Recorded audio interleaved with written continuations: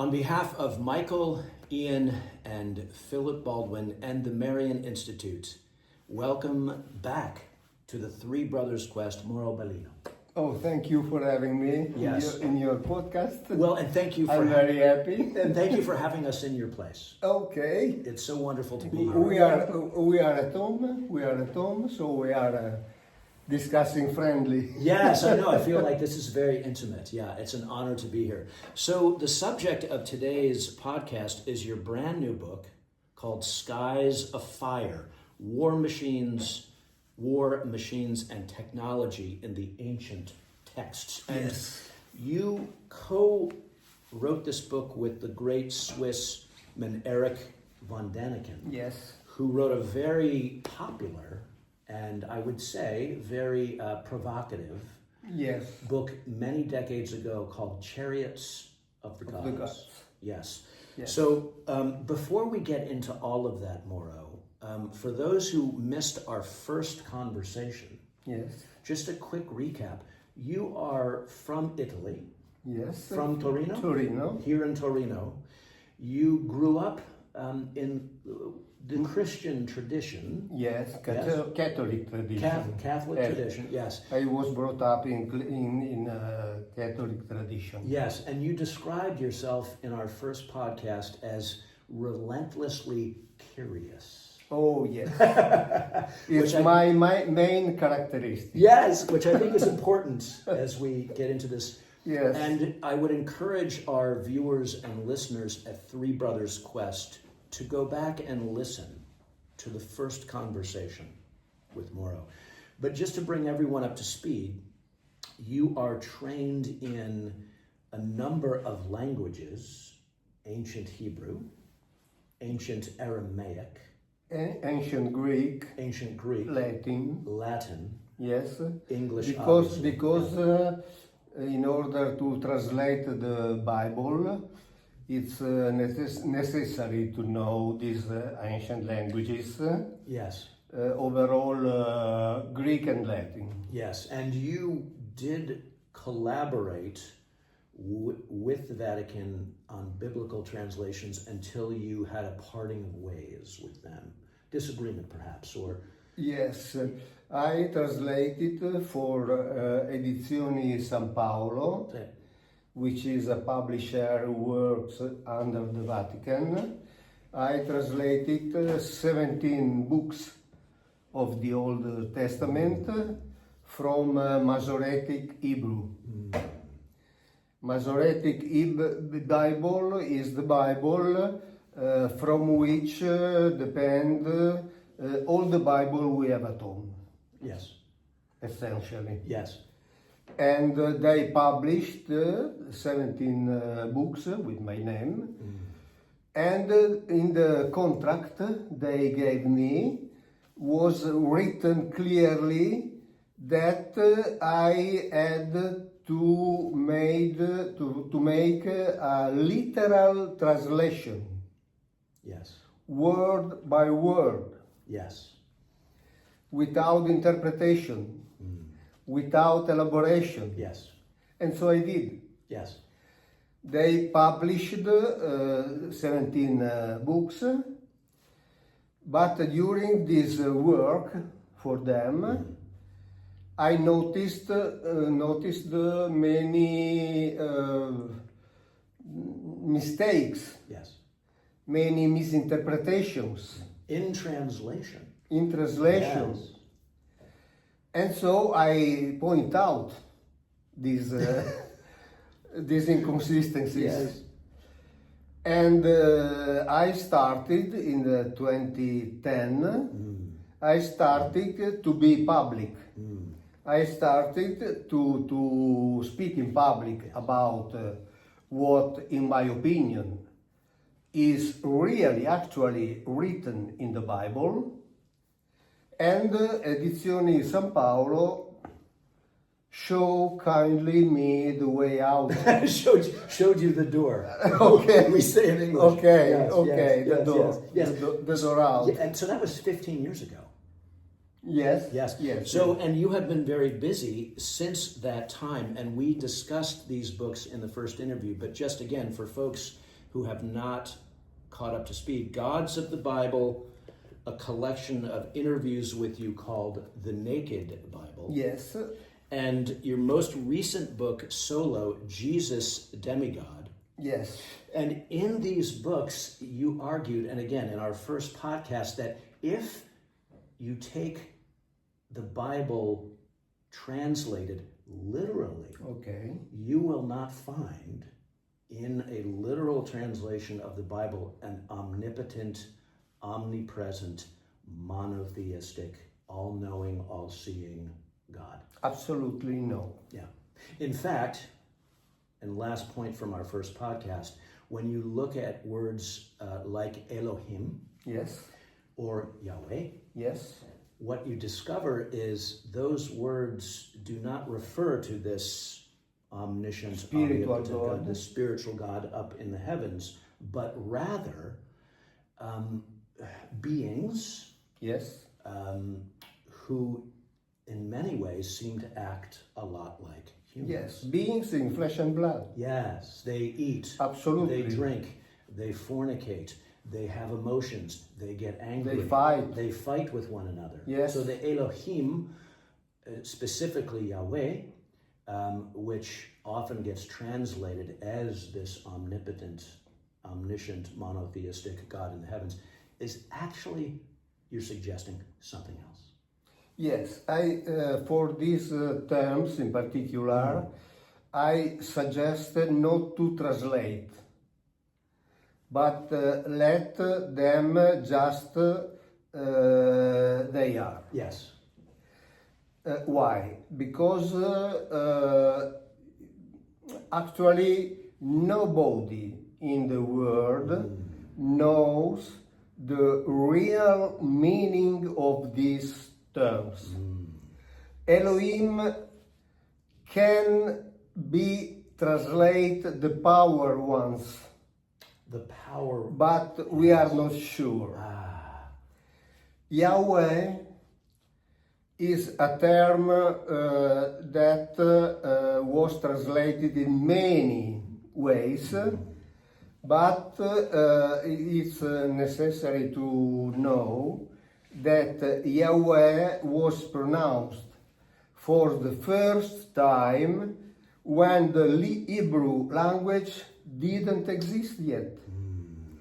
So, and was pronounced and was after written down many centuries after, only with consonant, Yes. without vowels. Yes. YHWH. Exactly. In English. Yes. So we don't know in which language it was pronounced. Okay. That's very interesting. So could have been Aramaic, could have been Hebrew. We don't know. Could have been the language of Yahweh. Okay. I don't know. We I don't know. Yeah. I don't know. We don't know. I don't don't know. I say clearly that I don't know. I'm not afraid to say that. Yes. For me, it's important to say to the public what I'm really reading. Yes. In the Bible. Yes. And Yahweh is a term without a real meaning. Because only what we know is that was written Yihweh. Yihweh. Yes. But what does it mean? I don't know. Yes. So it's better let him for what it is. Yes, and I want to come back to Yihweh in a little bit, but let's move right into your brand new book, Skies of Fire: War Machines and Technology in the Ancient Text. And can I just say the cover of this book is astonishing. Okay. When I received this book in the mail from you, it was arresting. It has a picture of what looks to be like a Moses or an Elijah figure here, but this It's a graphic Thank you. representation How did this come to be? of a possible event in the past. Yes, yes, it's amazing. It's so powerful. Yeah, it's one of the best book covers I have seen in years. How did you come, Mauro, to collaborate on this new book, Skies of Fire, with Chariots of the Gods author Erich von Daniken, Yes. who I believe is a Swissman. Swiss. Yeah. Swiss. Yeah, how did that come to be? He lives in German Swiss. In German Swiss. In Okay. German Swiss, Interlaken. Interlaken. Okay. But we started, we know each other, and we start to collaborate because we used two methods of research. My method uses the tools of philology, only of philology. Yes. So the real meaning of every term. The method of Erich von Daniken instead was the method to visit the sites Yes. all around the world, to speaking with archaeologians, with academics, with population of of every place in which there were these archaeological sites. But what is interesting is that my method, my philological method, and his practic method match completely. Reach the same conclusions.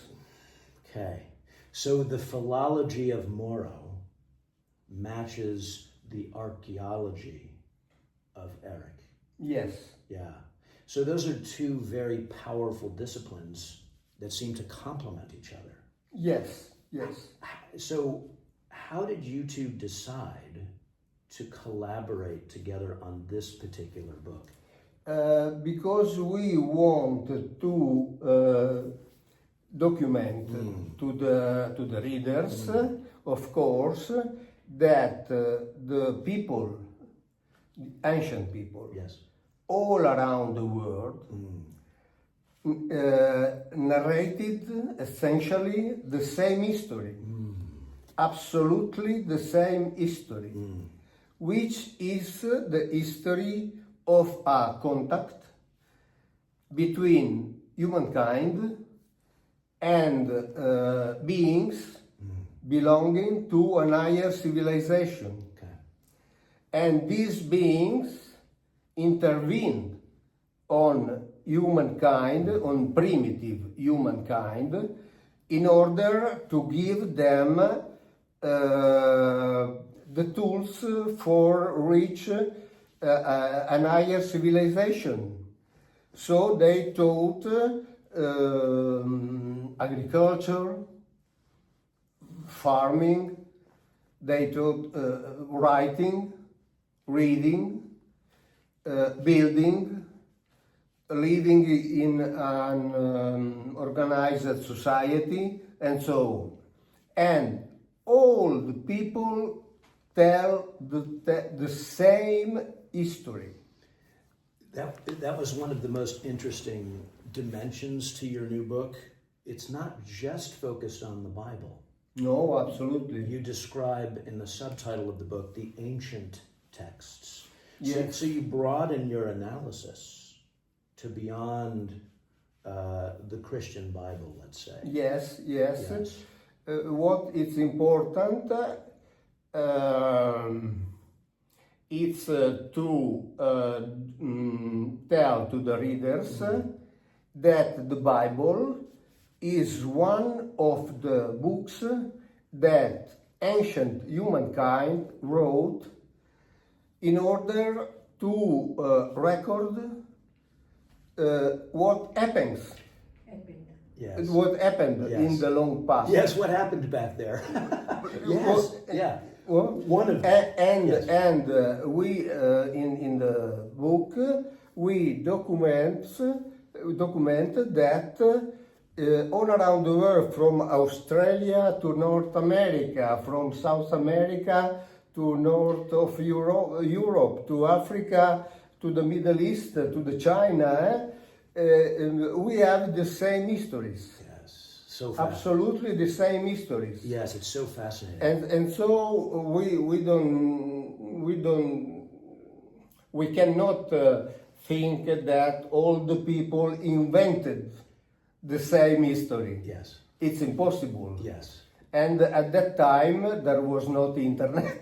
Yes, no internet. So there's this shared ancient history that you and Erich suggest reveals itself across these ancient texts. Yes. Not just the Yes. Bible. I want to come back to that in a moment, but for folks who maybe need an example or two of a literal translation of a term, could you, because this book is focused on war and machines and ancient technologies, could you talk a little bit about the word kavod? Okay. And maybe tie that to ruach, Yeah. and other.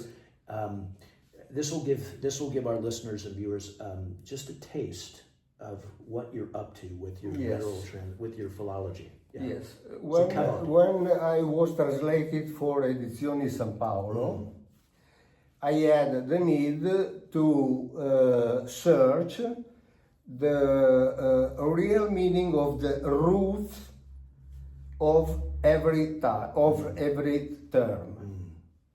So when I encountered, for example, the term kavod, I, using the dictionaries of the Israeli university, that the term written only with consonant kavod indicates something heavy, something of weight, but it's not enough. Because in order to understand what exactly is the kavod, it's necessary to read carefully the context in which the term is inserted. Because if we take the term and decontextualize it, we can discuss for centuries. We can discuss for centuries without reach a conclusion. Instead, if we read carefully the context, we understand clearly that kavod is a tool used by Yahweh to move around. Because Moses asks Yahweh, I won't see your kavod. And the kavod is normally translated as glory. Yes.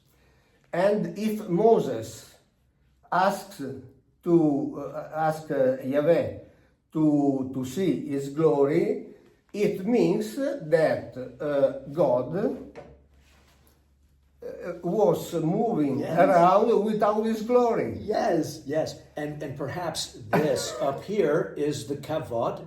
I don't know, but so yeah. Excuse me. Please, Excuse yeah, me. please. Sorry. No, But and Yahweh understand the need of Moses and tell is be ready for tomorrow. And tomorrow I'll show you my glory. Yes. So it means that Yahweh, the so-called God, tells Moses, tomorrow I bring my glory. Yes, yes. But it's not enough, because Yahweh had the need to warn Moses and tell him, when I when I am passing with my kavod, you must hide yourself behind these rocks, because if you are facing the kavod, you will die. And what does it mean? It means that the rocks, simple rocks, are able to do what God is not able to do. Yes. I.e. to protect Moses from the mortal effects of his kavod. Yes. And this is ridiculous. Yes. In the book of Ezekiel is written that when the kavod of Yahweh rises from the ground to the sky, it produces a loud noise. And Ezekiel tells that the kavod of Yahweh is behind him. So he hear the loud noises, don't see the kavod, but hear the noise produced. So it's clear, if we read the Bible without the lenses of theologians, it's clear that the Bible is talking about something real, something material, something of weight, something who fly. Yes. A powerful flying machine. A powerful flying machine. Yes. Yes. And maybe that is the single best example from, and you've written about the kavod in your other books, but from this new book, Skies of Fire, the kavod is not the existential spiritual glory of God. The kavod is a powerful flying technological craft. Yes. Or machine. And also ruach. Thank you. That was my next question. So ruach is often translated as the spirit or the breath Yes. of Yahweh. But you have a different take. Yes, because the Hebrew language is a polysemic one. So every term has a plurality of meaning. And also for ruach, just like for kavod, it's necessary to read carefully the context. Because I can give an example. Spirit, also in English, can identify a phantom or alcohol. Yes. And how can I distinguish the two meanings? Using the context. Correct. If I am drinking, it's obvious that I am drinking alcohol. Yes, spirits. Yes. Yeah. If I am talking about an old castle inhabited by a spirit. Yes, a ghost perhaps. A ghost, Yes, a ghost, yes, okay, yeah, a yeah. ghost. Yeah. It's obvious that I'm speaking about a ghost. Yeah. And it's simple. And in the Bible is written that the Ruach comes from a precise direction, goes in a precise direction, can stay in a place, can rising out of the ground and going in other place. So the Spirit of God must be omnipresent. Instead, the ruach of the Bible is something who moves Yes. around. Yes. Yes. So it's also a technology of some sort. Exactly. Yeah.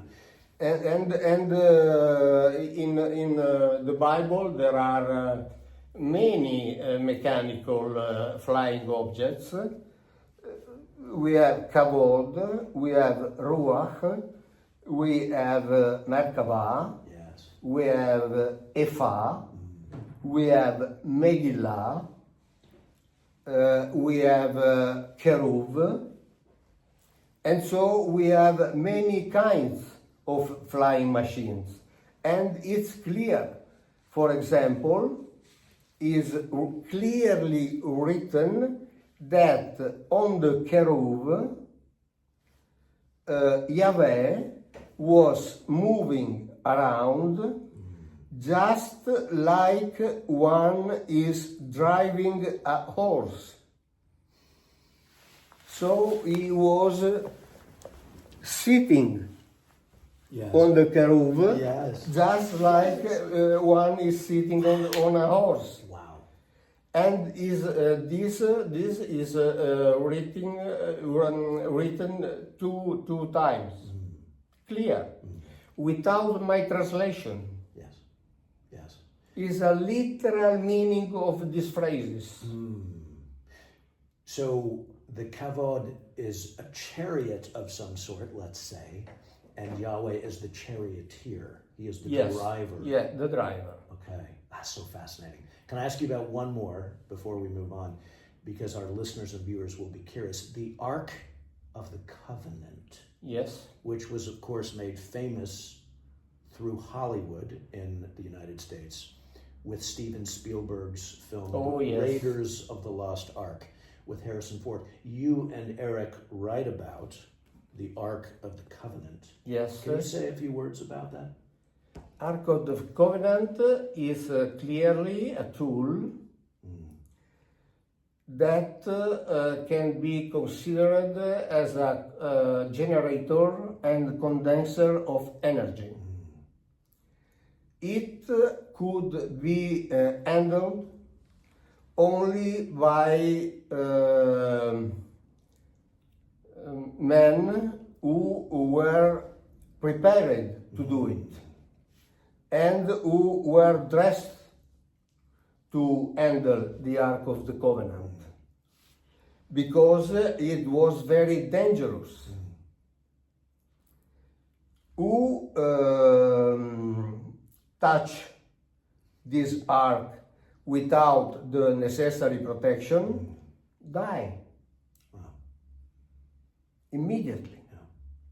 And also this is written in the Bible.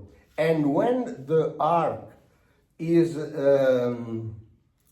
preparated, I don't know how to say. Prepared. Yeah. Okay, thank you. Sure. Prepared for the battle, the army of Israel have to stay at 1 kilometer of distance from the ark. So the ark was bring by the personnel prepared, and the army walked at 1 kilometer of distance from the ark. Wow. Because it was dangerous. So the Ark of the Covenant is some kind of a powerful, energetic weapon. It's a weapon, absolutely. Yeah. A weapon. Not only because over the ark there was two elements named cherubim with two lateral parts facing one each other, and in this four lateral part of this cherubim, Moses talked with Yahweh when Yahweh was not here. Ah, so it was like a communication. A tool of communication. Wow.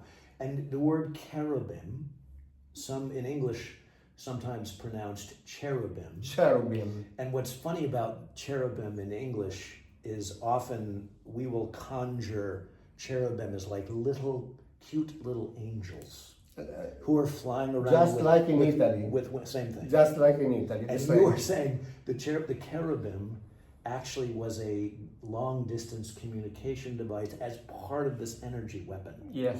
The Ark of the And this is explained because the term keruv, Okay. mean something who cover.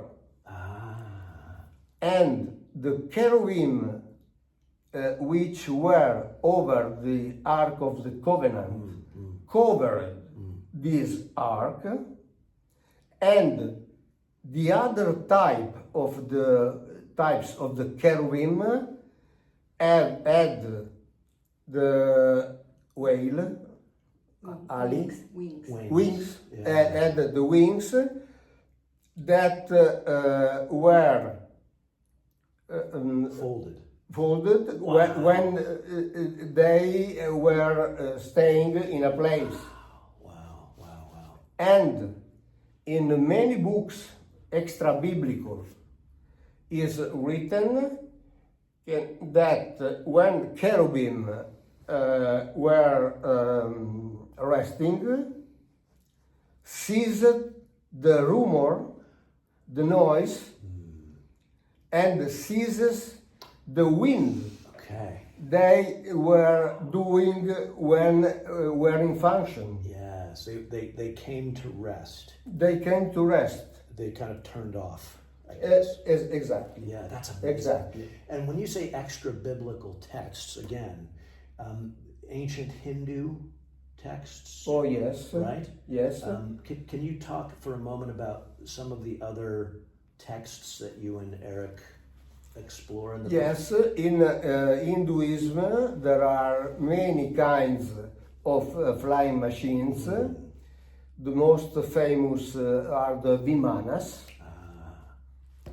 And the Vimanas were the machines used by the so-called divinities, the Deva in Hindu language, Right. used for go from the ground to the sky. And Erich von Daniken suggests that when the Hindu talks about the sky, actually talks about a mothership. Wow. So the Vimana were little flying machines used to go back and forth. Wow. To the And yeah. in the Bible is written that the patriarch Enoch, antediluvian patriarch Enoch, and also Noah were going back and forth with the Elohim, because the term in Hebrew means literally go to back and forth. Wow. So Literally. So back and forth from the ground, the earth, to the sky. To the sky. To the mothership. I don't know where. Whatever I don't it know is. where. That's amazing. So, But in the Psalm 24 yes. is written that, and is also in the book, is written that there were two types of door, named Shearim and Petachim. Yes. And through these doors, Yahweh crossed with his kavod, and the second kind of doors were called Petachim Leolam. And Olam is a term that means an unknown place. Yes. So nobody knew where Yahweh was going. Okay. But he was passing through these doors. We can think to a sort of stargates. Of course, is an hypothesis Yes. because we don't have proof. Yes. A stargate, a space-time portal, a wormhole. Yes. As I was reading your new book, yeah, my quantum physics brain was like, what? Okay. Yeah, so interesting. Yeah. So this all begs an obvious question, Mauro, which is, when did these beings, these Elohim, Yahweh and others, when did they leave us as humans, or perhaps, given the return of the UFO, UAP conversation in the culture all over the world, perhaps they have never left? What is your take on Oh, perhaps it's possible they had never left. Because they were absolutely similar to us. And we are naked like them, is written also in the Bible. But there are some famous historians, like Tacitus, Roman Tacitus, Of course, yeah. who wrote that when the Roman conquered the city of Jerusalem in 70 after Christ, AD. Yeah. in the sky of Jerusalem there were many flying objects, and the men who were here heard a voice telling the gods are going away. Wow. Tacitus writes this. Yes. Whoa. But not only Tacitus, also the historian Judeo-Roman Josephus Flavius Yes. writes the same thing.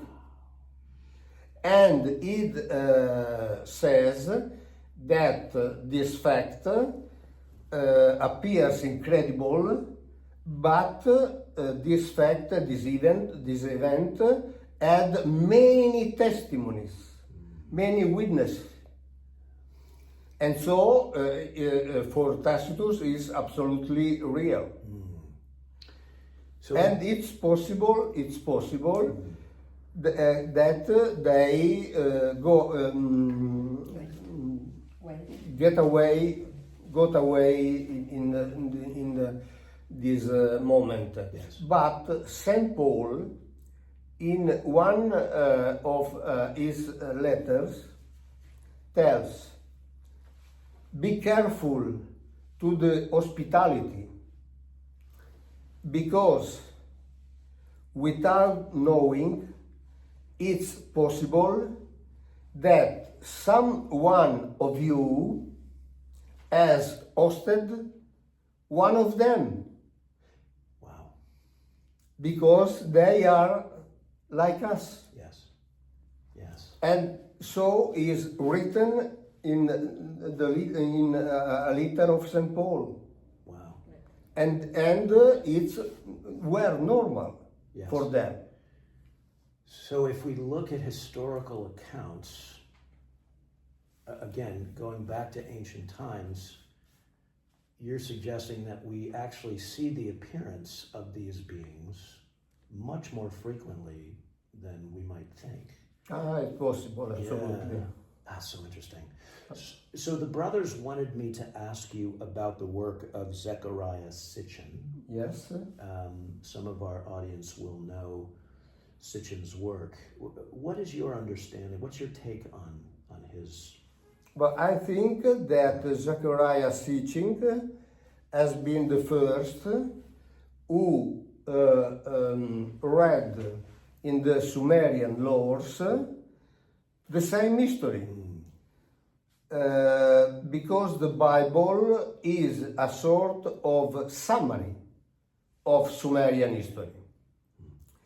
And the curious thing is that the Catholic Church tells us that the Sumerian history are a myth. The biblical history is the truth. Yes. Yes. It's ridiculous. Yeah. Cioè, the first account is a myth, the copy is the It's truth. the truth. That makes no sense. Doesn't make no sense. Yeah. Yeah. Yeah. So thank you for your take on Sitchin. We've been wanting to ask you that. So back to these beings, the brothers point out this strange paradox. These beings seem to be often, I'm going to use the word genocidal, like they wage war. Yes. They fight. Yes. And humans suffer Yes. when they fight. But also, they seem to be involved, maybe, in offering legal codes, the Code of Hammurabi. Yes. Moses with the Ten Commandments. Yes. How do you understand, how do you make sense of this paradox between waging war, genocide, and these ancient legal frameworks? But because I think they were like us. So, in the inner of the wide group of beings, there were, we can say, the goods and the bads. It's normal. And also Yahweh, in the Bible we have the description of one of the warriors of the Elohim. But we have also the description, for example, of the Elohim who were medical doctor, who were genetical engineer. So they were a group of conquerors, and their tasks were divided. Yahweh was a warrior. Yes. Because he was assigned of a small tribe, and so he had the need to conquer a land to rule over, and so he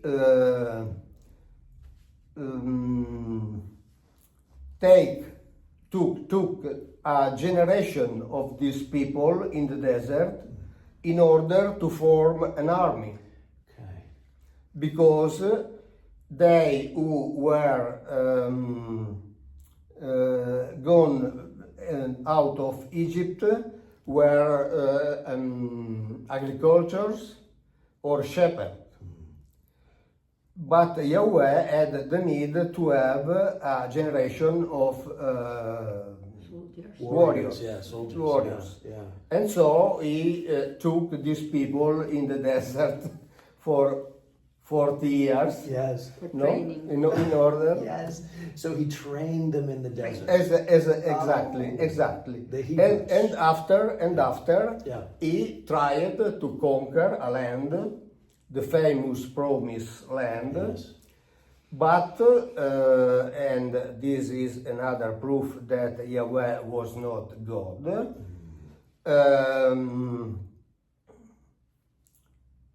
still today, they have to defend their land Yes. with the weapons. Yes. So God promised, but è riuscito, has been able to maintain his promise. Okay. So modern Israel, let's say, is an extension of that ancient training, Yahweh with the ancient Hebrew people. I mean, Yes. that's one way to think about it. Yes. That's fascinating. Yes. I think that the Bible is a wonderful book, not only for what the Bible contains, but also because helps us to understand the present. Yes, I never made that connection before, but hearing you describe kind of the red thread of Yahweh's existence and presence with that particular group of people, that's fascinating. So the brothers also wanted me to ask you, we have all of these Elohim in ancient times, and maybe you just began to answer this question, but how do you come to make sense of the rise of monotheism, first with Judaism, then with Judeo-Christianity, then with Islam and Muhammad? Why does... Because we go from all these different Elohim to this monotheistic God. Oh yes, this is a long and difficult speech. Okay. But I try to summarize. Okay. To be synthetic. The ancient people of Hebrew was polytheistic. Yes. If you read carefully for example, the second book of the Kings, if you read the Jeremiah, you can see clearly that they worshipped many of these Elohim. Also Elohim female, like Asherah, for example. Yes. Even King Solomon built place in which worship these other Elohim. At the time of the King Josiah, we are in the 7th century before Christ, 623 years before Christ. The King Josiah tried to create a monotheistic religion. He tried to cancel the memory Yes. of all other Elohim and maintain only the name of Yahweh. Okay. Because in the walls of the temple was found a book, the Deuteronomy, and on the basis of this book, Josiah tried to rebuild a new religion with one God, one place of worship, and one family of high priests. So he tried to concentrate these three things in Jerusalem. Okay. But the people continued also after to worship also other Elohim. With the violence. Yes. The kings and the high priest reached the purpose to make of Yahweh first the main of the Elohim, and after the unique God. After that, the Christianity take the figure of Jesus, united the figure of Jesus with Yahweh, and continued to speak about only one God. Yes. And the Pope, many years ago, if I remember, 28, wrote to the Catholic bishops not to use the name Yahweh in liturgy because it's not Christian. It's Hebrew, or Okay, it's true. yes, Yahweh is Hebrew. It's Hebrew. not Christian. Yes. Absolutely. Yes. This book is a book of Hebrew. Yes. Only for Hebrew. I want to be more precise. This book is only for the family of Jacob, because to Yahweh was assigned by Elion, quoted in the Bible as the chief of the Elohim, assigned only the family of Jacob with his 12 sons. Yes. So, all the other families of Hebrews are not interested Yes. in this book. Yes. This is the so-called 12 tribes 12 of tribes. Israel. Yes. So is it fair to say then, Mauro, that monotheism as it emerges is kind of an attempt by these different beings to concentrate their power? Is that? But the purpose was surely this. Yes. Concentrate the power. Yes. It's difficult to say if this purpose was a purpose of the kings of Israel, Right.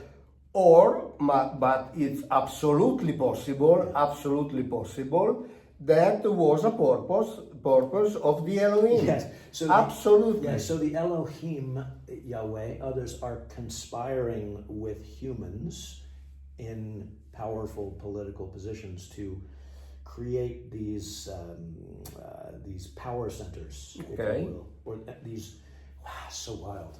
So it's possible Yeah, that still today yes. Well, that's what I was going to ask. we have the same situation. Yes, is Yahweh still with us?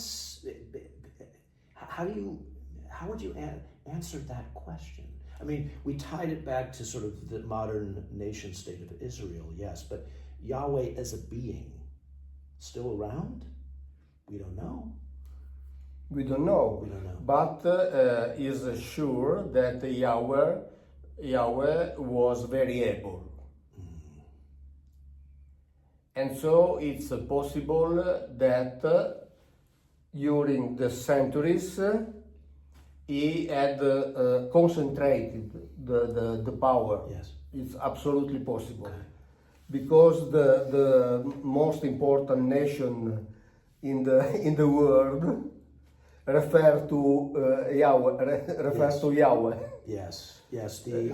So USA, Israel, etc. Yes. refer to Yahweh. So it's absolutely possible that, as said a Protestant pastor, Barry Downing, that Elohim are here Yes. and are ruling over all the earth. The current geopolitical situation, having just come from the United States, it does feel that way.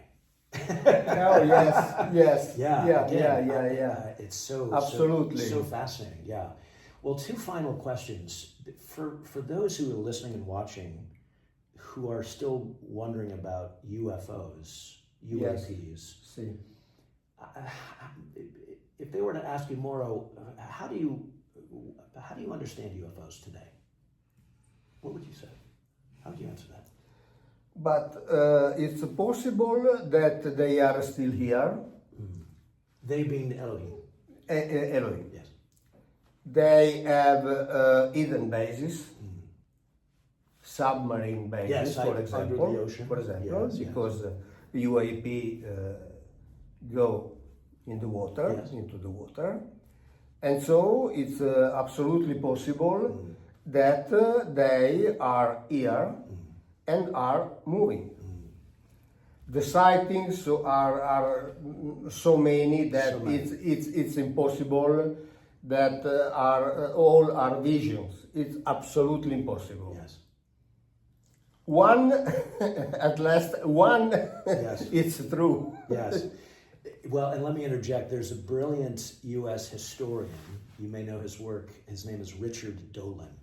And he's written a 2-volume series just of UFO sightings since 1953. And there are thousands all over the world.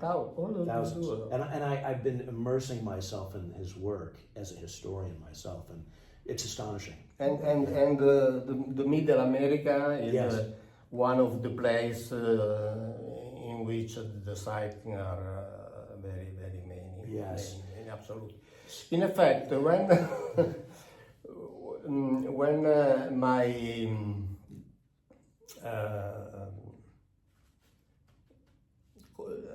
quelli che mi contrastano, my enemies. Your enemies, Yeah. your critics. Okay, I like enemies though. Your critics. my yeah. critic Yeah. says Yeah. the Bible doesn't speak about unidentified flying objects. I answer, yes, it's right, because the Bible speaks about identified flying objects. Yes. Yeah, they're not unidentified. We know. who We they are. know. Oh, that's so funny. We know. Yeah. Identified. So we need to change the acronym to IFO, Identified Flying Objects. Oh, yes, The yes, kavod, yes. The ruach.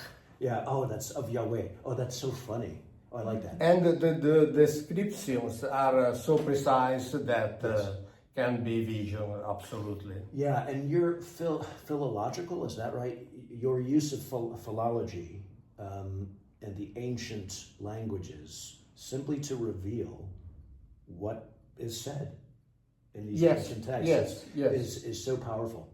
All right, so last question. I have to ask you this because so I'm in Torino for the first time. It's a beautiful city. And again, thank you to Torino for hosting. Torino is the home of the sacred shroud of Turin, which is believed to maybe have been wrapped around the Christ after he was crucified. So yesterday, I went to visit both the church and the museum in Torino, where the Shroud of Turin, they tell of the story. Okay. And your most recent book, solo, is Jesus Demigod. I was walking over here today, and I wanted to ask you, how would you make sense of the Shroud of Turin in your home city here in Italia? What is the Shroud of Turin? Do you think? Shroud? Or yeah. But the last research is about the symbol, the shroud, Yes. tell that it was a face. False. But Who knows? during the year over year, the opinion changes continuously, Yes. and so I think it's necessary to stay calm. Yes. Not get too excited. Exactly. Well, and can you just remind our listeners and viewers how you imagine Jesus demigod to be based on your Because research? I translated from Greek for me, for my own curiosity, maybe 15 times. More. Molto. And in my opinion, it's clear that Jesus is son of Mary and of one of them named Gabriel. Gabriel is not a proper name, but indicates a function, one who exercises the power for an L. So, if Jesus is a son of Mary and one of the L, of course, he is a demigod. Yeah. So Jesus is. I summarized, of course. And I remember in our first interview, we just touched on this book, Jesus Demigod. So I wanted to return to it. So in other words, Jesus. Also in this book, I demonstrated that Jesus doesn't did at the age of 33.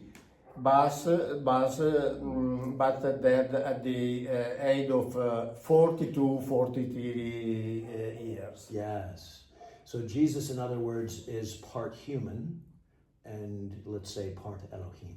Yes. Yes. Right. So thus demigod. Yeah.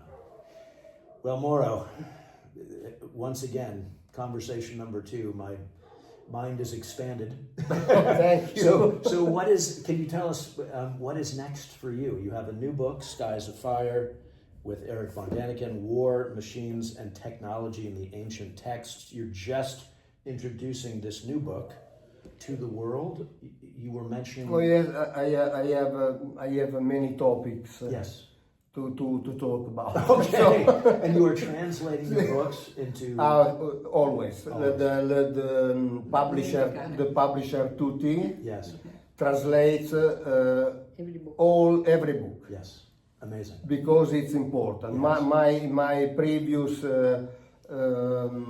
editor and publisher wasn't interested in that. No, Instead, Tutti Edition publisher is very open. Yes. And is very careful to spread the book all around the world. Yes. All around the world. Yes. And wants that the translations are precise. So the translations are made by a translator of Columbia University. Nice.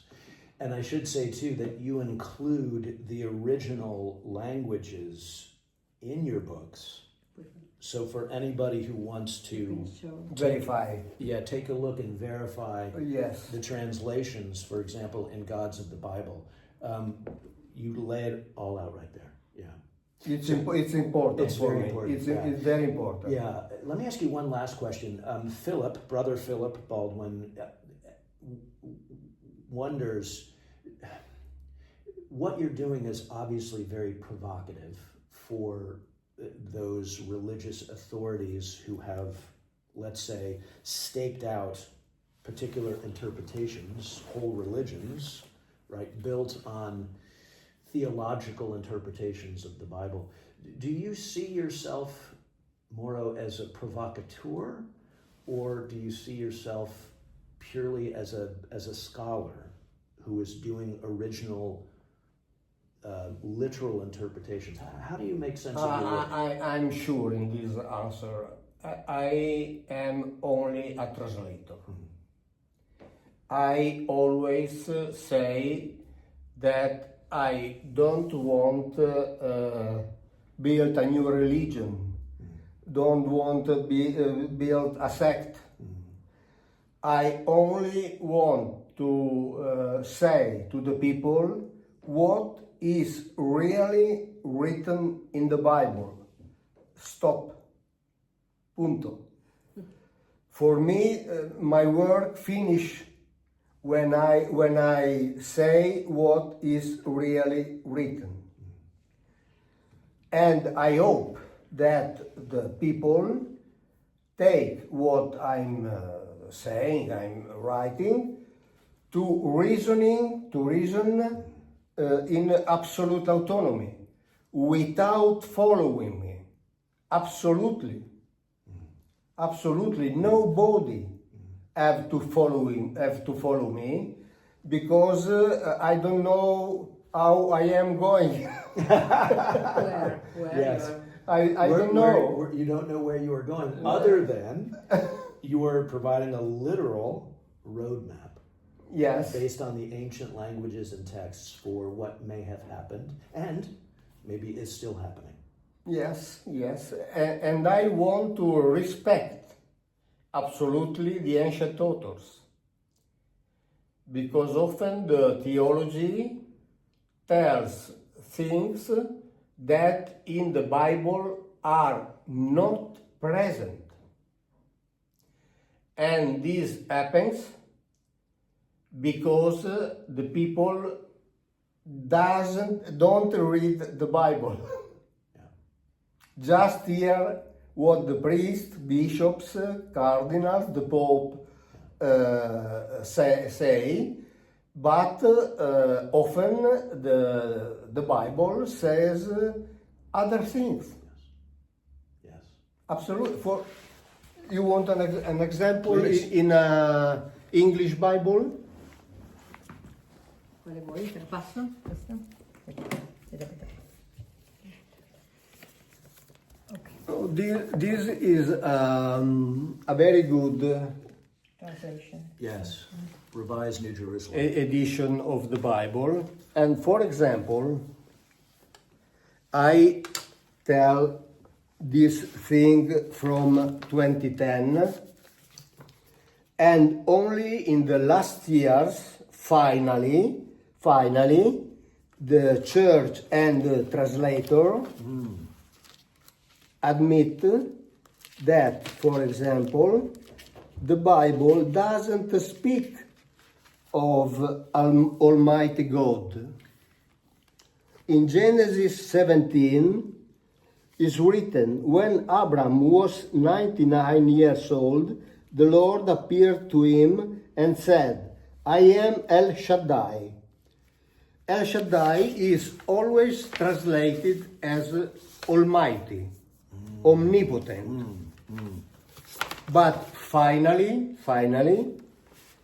in the note is written an ancient name for God, only used outside the Pentateuch except by Job, meaning is uncertain.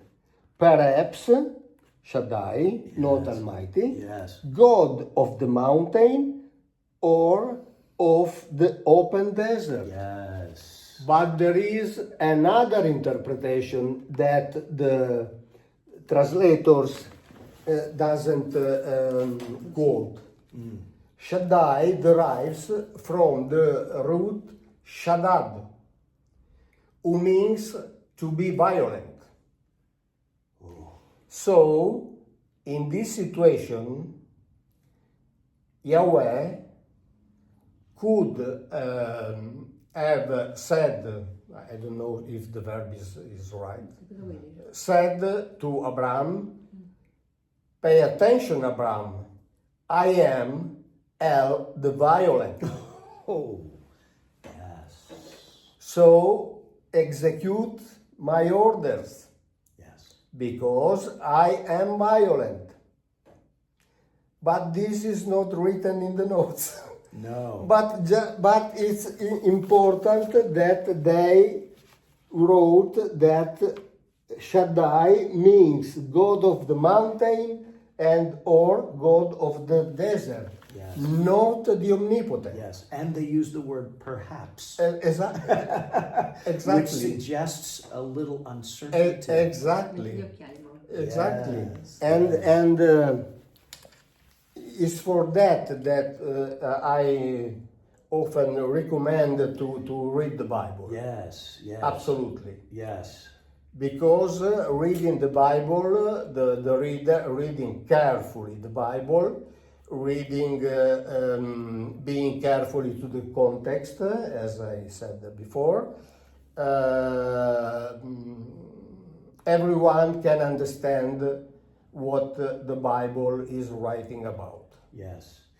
And for those listening and watching, Mauro was just looking at a very small footnote at the very bottom of this one page from chapter 17 of the book of Genesis.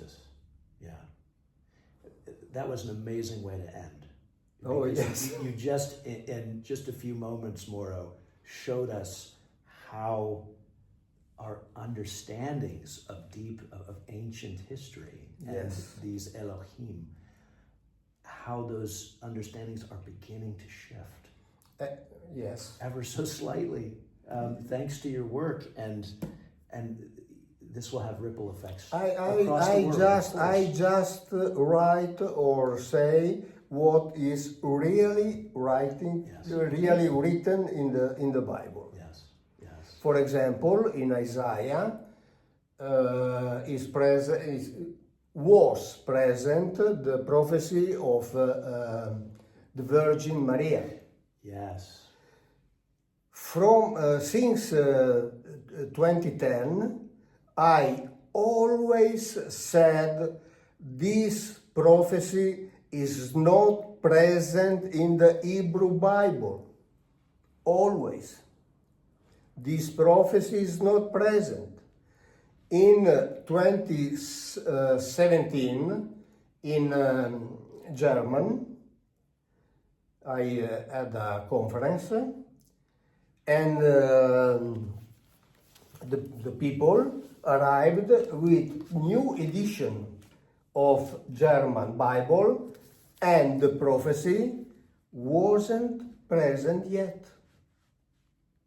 Amazing. Because it's not present in the Bible. Yes. So your work is having effects on how Bibles are being retranslated. Oh yes, Which absolutely. is amazing. And humankind's history. Yes, is being retold. Oh yes. Yes. Well, Mauro Biglino, this unbelievable. The name of the book again is Skies, Afire, Wars, Machines, and Technology of the Ancient Texts by Mauro and his Swiss co-author, Erich von Daniken. On behalf of Michael, Ian, and Philip Baldwin and the Marian Institute, thank you for our second conversation. Thank you to you. And thank you for hosting us. I am at disposition when you want working through the internet. We can do. Thank you. I look forward to When you want. Yeah, I look forward to our next conversation. When you want. Thank you. Thank you. Thank you to you. Brothers, Mauro Biglino, Skies, Afire, War, Machines, and Technology in the Ancient Texts. Indeed. Terrific read. And I find Mauro so appealing. Well, I'll kick off our hopeful sort of discussion a little bit about what I increasingly think the Three Brothers Quest has a focus on, which is what I now talk about as misinformation, which of course is the word that is being used a great deal today as far as news and everything is concerned.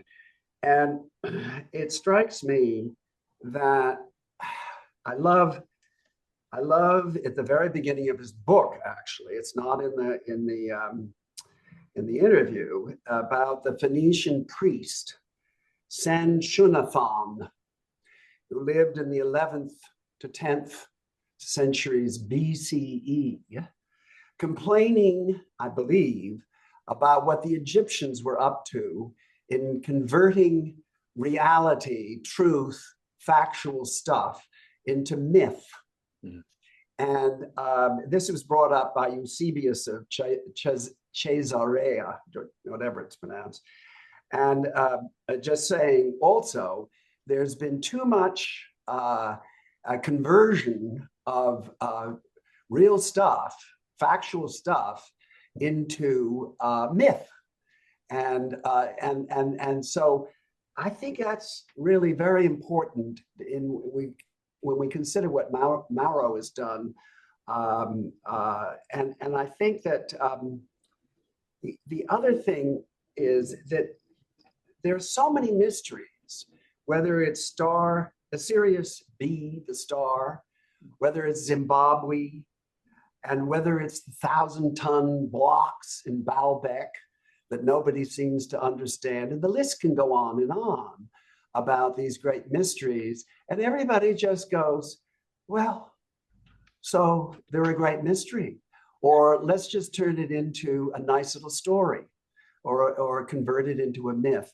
And I think Mauro and von Daniken are showing you yet again, as Mauro did in his interpretation of the Old and New Testament, you got to challenge us with the way in which we're interpreting this material, this archaeological stuff, and tell us that we're wrong.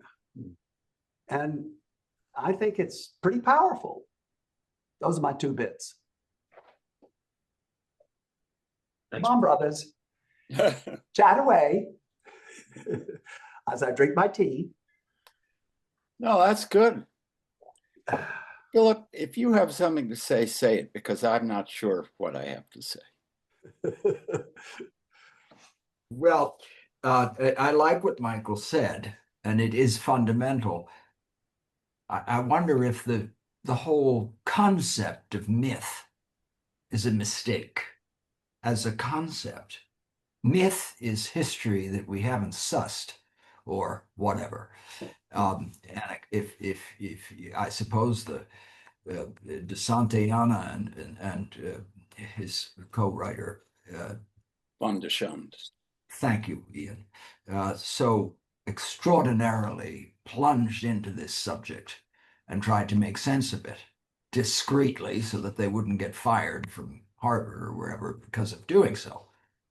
Anyway, aside from that, or shall we say complementary to what Michael just said, the biggest, I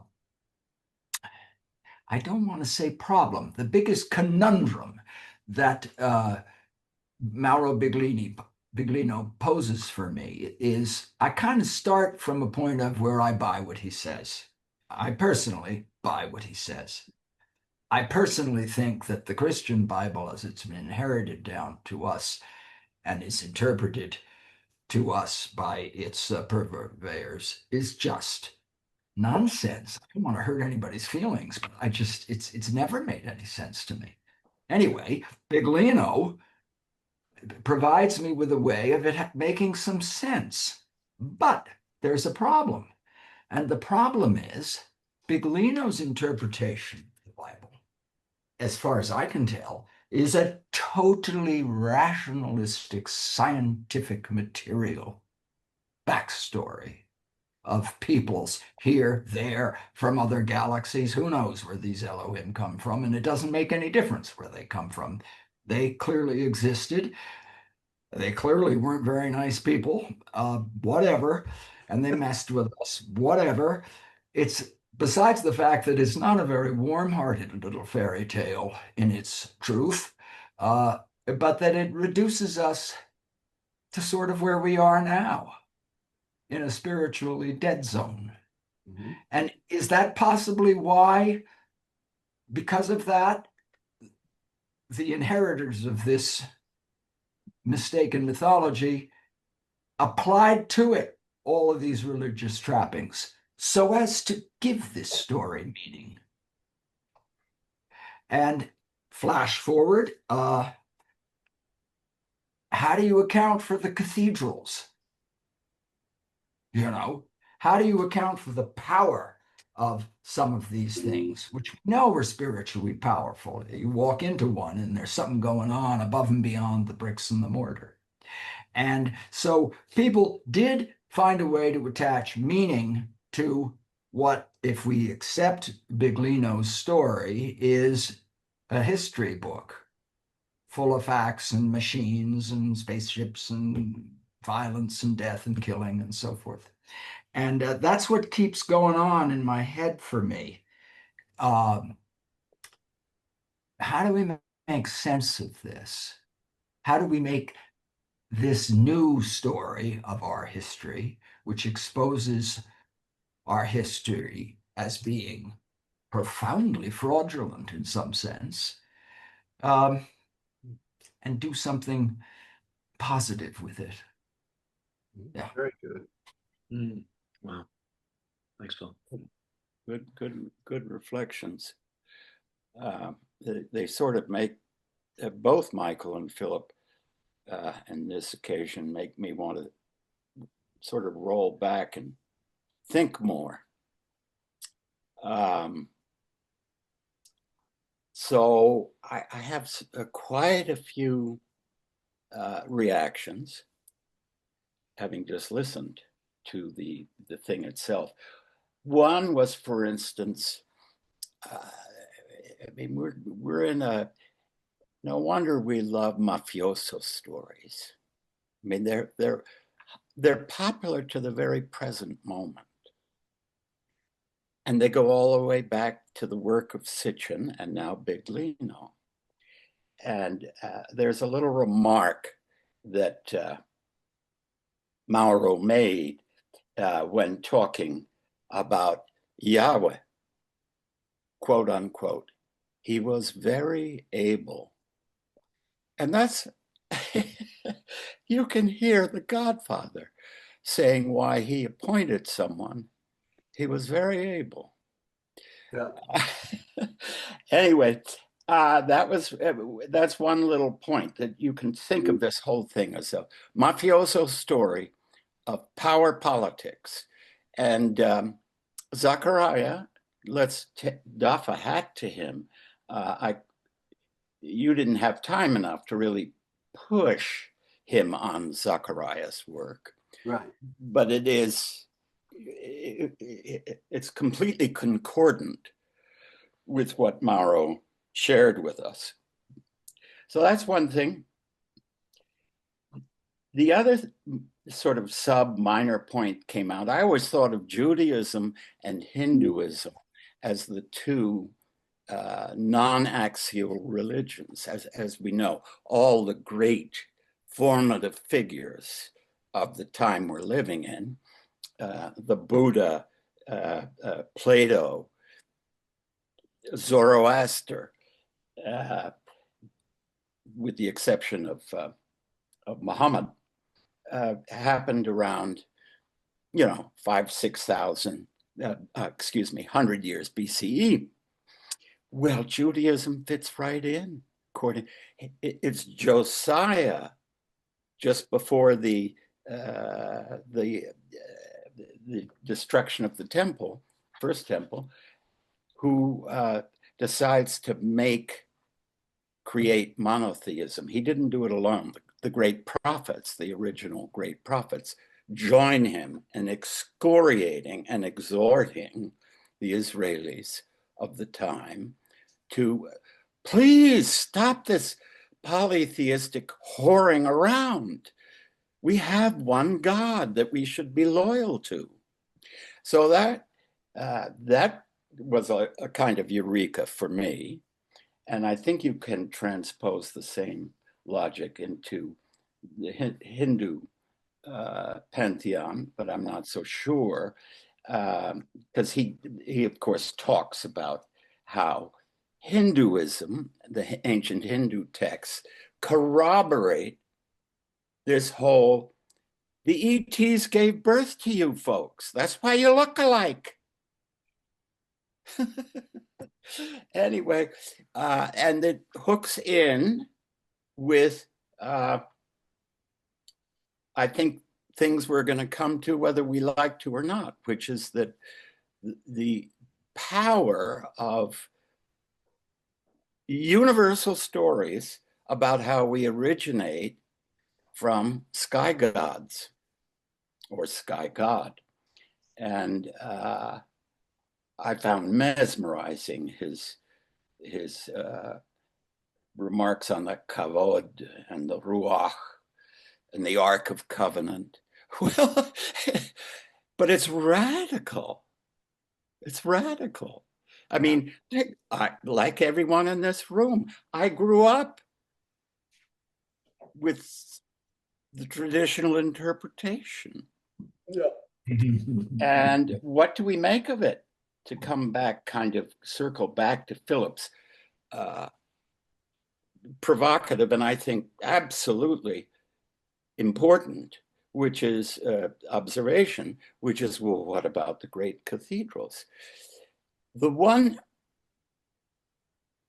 spot where I think I wish you had probed him more, because he didn't really deal with it, is you said war and technology, they're linked thousands of years ago, and moral codes.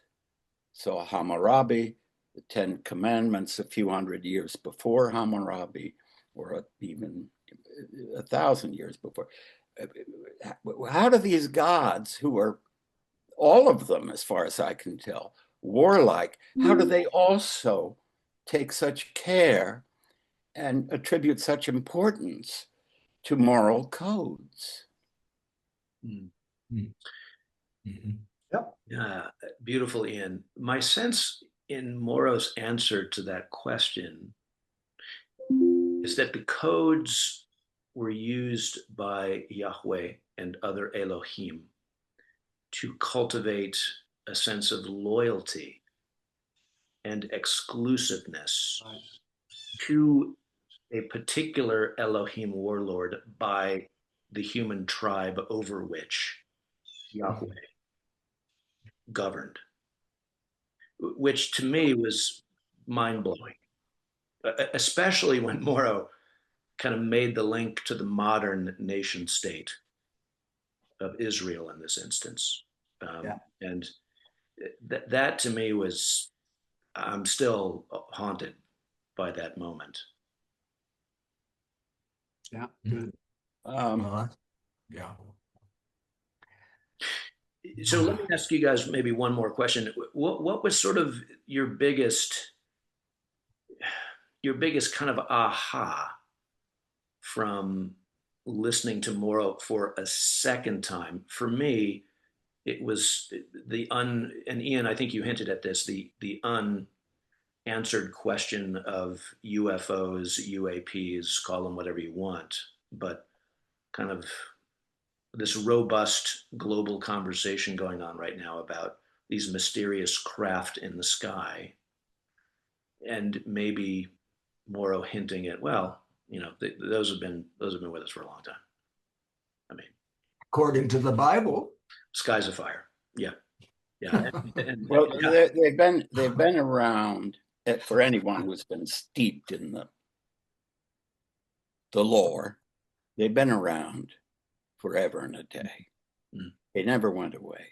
There's marvelous, famous, I think we all know it, woodcut. Yeah. I think it's 16th century, it might be no, it's earlier, if anything, of this aerial warfare going on over a German town. That's right. And this didn't pop out of someone's imagination, I don't think. And just to piggyback on that, Ian, at the very end of Harrison Ford's last Indiana Jones movie, which just came out a couple of years ago, it was called Indiana Jones and the Dial of Destiny. Okay. Steven Spielberg, the director, runs the closing credits of the movie over that image you just described, Ian. Oh, really? Yes. And I was thinking in the theater, I was like, what is that image? And I went, and I just thought of it now when you just described it again. You know, in his very first film, of course, Indiana Jones was all about the Ark of the Covenant. Yeah. Yes. Right. So it's so fascinating that, you know, all of this stuff is like hiding in plain sight. Good way to put it. Two comments. One, with that, in my limited experience, the best accounting of, as Ian referred to, all of these vast experiences across civilizations about these things was Graham Hancock's book, Visionary, from 2000. Unbelievable research. I mean, simply mind-bending research on from Irish fairies to whatever. I mean, just endless, deep homework on this subject. But I come back to the original point that I made at the start of this chit chat. This is all scientific material stuff, guys. There's not a lot of there. A lot of machinery and gadgets and power and control. Hell, I think that's the nexus of what we need to focus on. And by that, I don't mean right now, because we're not going to. no. Jesus comes out of all of that, whether he comes from Gabriel, the son of the agent of an El, or whether he comes from wherever he comes. His message is love everyone, regardless of provenance. Doesn't matter what the God is. So I think you have to, Philip, I think you have to allow for the transmutation of a film that was run for thousands of years and is suddenly flipping over into a new level of understanding and interpretation. And I don't just Christianity. I think the same could be said in India with the Buddha, who certainly didn't advocate for a god or a group of gods. And of course, I'm losing the plot. But we also, I think you have to allow for that, Philip, so that we also always leave out the Chinese. So going to your cathedrals thing. Yeah. Say it again, Philip. I didn't No, hear. I just wanted to add that, as usual, we leave out the Chinese, who had a whole different take on the whole story. They didn't have a take on that story, as far as I know. They had a whole different cosmology that We'll get into but the Chinese, of course, have two axial figures, Confucius yes, and Lao Tzu. So absolutely right. Yeah. I have a feeling we don't know that. For instance, not to jump ahead, Rob, but when I think our next interview is with the Finzer and Gold about Bloom. Thank you, Mikey. Bloom. Ahriman, the theory. There are three epochs in Steinerian thought. I don't want to get. One of them is Lucifer, and he is Chinese. Thank you. Wow. All right, let's put a pin in that. Come on. And he dates to about 5,000 years ago. Wow. So anyway, yeah. I think we don't know a lot about the Chinese, and we need to get people in who do. Yeah, absolutely right. And so we shall. Yeah. Well, brothers, fratelli, gentlemen, yet another remarkable interview. Thanks to the Marian Institute and the three of you for making it happen. And I look forward to our next quest, number 18, coming up very soon. Ian mentioned it, another look at Rudolf Steiner. So we will see each other again. Good. Good. Thanks, Rob. Thank you, Rob. Brothers. Ciao. Ciao.